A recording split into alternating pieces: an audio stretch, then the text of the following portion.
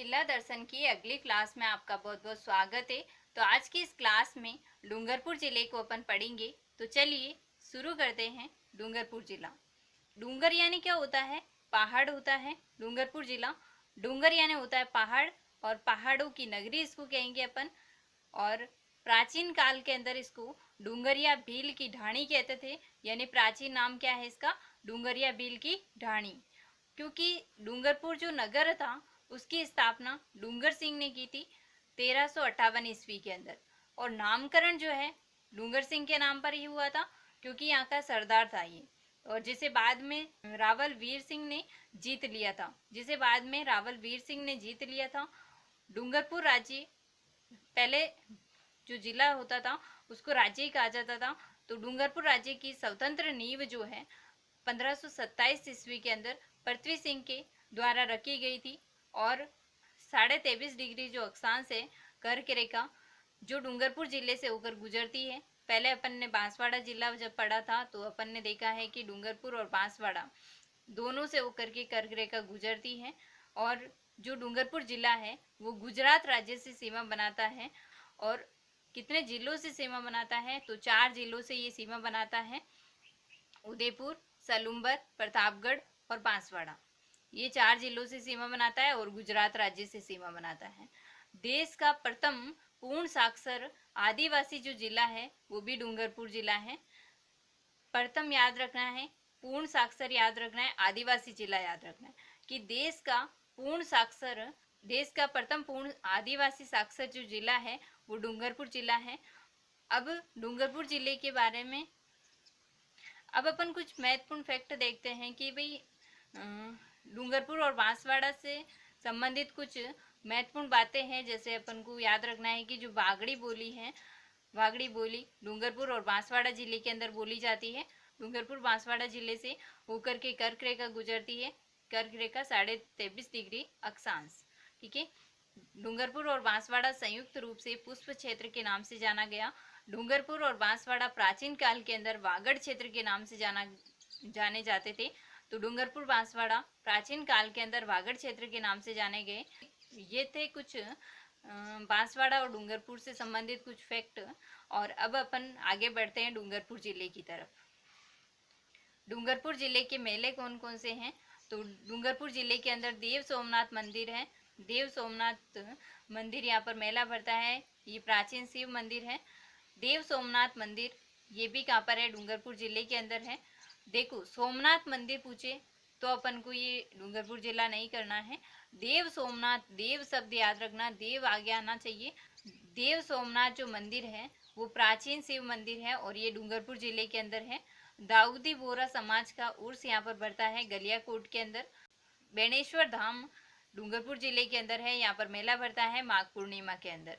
और बेणेश्वर महोत्सव भी यहाँ पर मनाया जाता है। और बीजवा माता का जो मेला है ये आसपुर के अंदर भरता है, ये भी डूंगरपुर जिले के अंदर। नीला पानी का जो मेला है ये भी डूंगरपुर जिले के अंदर भरता है। रथ उत्सव मनाते हैं डूंगरपुर जिले के अंदर। मुरला गणेश का जो मेला भरता है, यहाँ पर मंदिर है मुरला गणेश का, तो ये मेला भरता है यहाँ पर डूंगरपुर जिले के अंदर। मुरला गणेश का मंदिर है।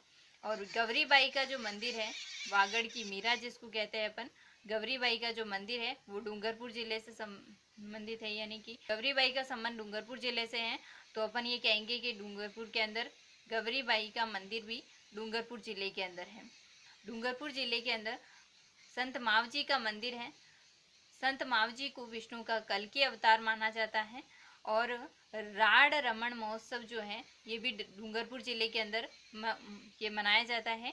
राड रमण महोत्सव जो है डूंगरपुर जिले में मनाया जाता है चैत्र कृष्ण प्रतिपदा के दिन। एक चीज़ ये भी याद रखनी है अपन को कि सोम कमला अम्बा परियोजना जो है इसका संबंध भी डूंगरपुर जिले से है। और सोम कमला अम्बा परियोजना, यहाँ से सोम से याद रखना है कि सोम नदी पर ये परियोजना चलाई गई है और डूंगरपुर जिले से संबंधित है। बेणेश्वर धाम, बेणेश्वर धाम के बारे में अपन कुछ डिटेल देखते हैं। बेणेश्वर धाम डूंगरपुर जिले के अंदर है। सोम, माई और जाकम नदियों का संगम यहाँ पर बेणेश्वर धाम बना हुआ है नवाटापुरा के अंदर, जिसे आदिवासियों का कुंभ कहते हैं। माघ पूर्णिमा के दिन मेला भरता है यहाँ पर। और भारत के अंदर एकमात्र खंडित शिवलिंग की पूजा यहाँ पर बेणेश्वर धाम के अंदर होती है, बेणेश्वर धाम में होती है। और माही बजाज जो सागर परियोजना है ये बांसवाड़ा और डूंगरपुर जिले की कुछ तहसीलों के अंदर जलापूर्ति से संबंधित है, माही बजाज सागर परियोजना। और गेप सागर झील जो है वो डूंगरपुर जिले के अंदर है। और गेप सागर झील के किनारे राज राजेश्वरी मंदिर है। राज राजेश्वरी मंदिर बहुत बार पूछा जाता है कहाँ पर है, तो डूंगरपुर जिले के अंदर है। कौन सी झील के किनारे है, तो गेप सागर झील के किनारे है राज राजेश्वरी मंदिर। भीखाबाई सागवाड़ा नहर जो है ये भी डूंगरपुर जिले के अंदर है। महुआ जो वृक्ष हैं, महुआ वृक्ष सबसे ज्यादा डूंगरपुर जिले के अंदर देखने को मिलते हैं अपन को। रमकड़ा उद्योग जो है गलियाकोट के अंदर है, डूंगरपुर जिले के अंदर। और सॉफ्ट स्टोन को तराश करके ये बनाई जाती है वस्तुएं रमकड़ा उद्योग के अंदर, गलियाकोट के अंदर है। गलियाकोट कहाँ पर है, डूंगरपुर जिले के अंदर है। गुरु गोविंद गिरी, इनका जन्म बांसिया के अंदर हुआ था, डूंगरपुर जिले के अंदर। और गोविंद गिरी का जन्म बंजारा परिवार के अंदर हुआ था। भगत आंदोलन इन्होंने चलाया है और भील आंदोलन चलाया है। ये तो एक बार पूछा गया क्वेश्चन है, तो ये आपको याद रखना है कि गुरु गोविंद गिरी का संबंध कौन से परिवार से है, इनका जन्म कौन से परिवार में हुआ था, तो बंजारा परिवार में हुआ था। और कहाँ पर हुआ था, बांसिया डूंगरपुर के अंदर हुआ था। भगत आंदोलन इन्होंने चलाया है और भील आंदोलन चलाया है। डूंगरपुर जो प्रजामंडल है, डूंगरपुर प्रजामंडल की स्थापना 1941 के अंदर भोगीलाल पांड्या के द्वारा की गई थी। तो ऐसे याद रखना है इसके बारे में कि डूंगर में भोगी, डूंगर में भोगी है ना, तो डूंगर में भोगी, तो अपन को याद हो जाएगा कि भोगीलाल पांड्या ने स्थापना की है डूंगरपुर की। डूंगरपुर प्रजामंडल की स्थापना 1941 के अंदर, डूंगरपुर प्रजामंडल की स्थापना किसने की, 1941 के अंदर भोगीलाल पांड्या के द्वारा की गई। तो याद रखना है डूंगर में भोगी, ये अपन इस ट्रिक के माध्यम से याद रख सकते हैं कि डूंगरपुर प्रजामंडल की स्थापना भोगीलाल पांड्या के द्वारा की। 2-3 बार इसको बोलना डूंगर में भोगी, तो याद हो जाएगा डूंगरपुर प्रजामंडल की स्थापना भोगीलाल पांड्या ने की है। तो अपन को याद रखना है वागड़ का जो गांधी है वो भोगीलाल पांड्या को कहा जाता है। और वागड़ सेवा संघ की स्थापना भोगीलाल पांड्या के द्वारा की गई। एक थंबिया महल डूंगरपुर जिले के अंदर है। और एक थंबा महल पूछे तो ये मंडोर के अंदर है। एक थंबिया महल कहाँ पर है, तो डूंगरपुर जिले के अंदर है।